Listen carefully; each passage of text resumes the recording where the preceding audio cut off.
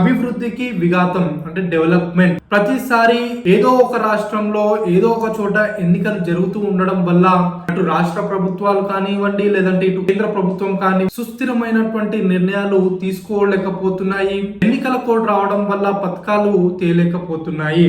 దానివల్ల పాలసీస్ చేయడంలో ఇబ్బందులు కలుగుతున్నాయి. డెవలప్మెంట్ కి ఇది అడ్డంకిగా మారుతుంది. అలానే ఫాస్టర్ డిసిషన్ మేకింగ్ కూడా జరగట్లేదు. దీనివల్ల అభివృద్ధి కుంటుపడుతుంది. మరొక రెండవ అంశం ఏంటంటే సామాజిక సామరస్యం, సోషల్ హార్మోనీ దెబ్బతింటుంది.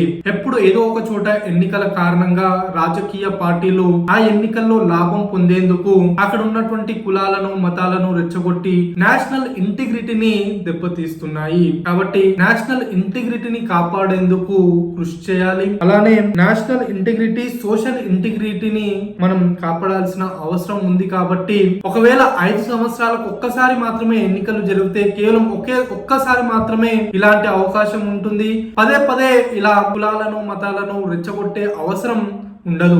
ఇక మూడవ అంశం ఏంటంటే కన్సిస్టెంట్ పాలసీస్. 5 సంవత్సరాలు స్థిరమైనటువంటి పాలసీలు నిర్మించబడతాయి.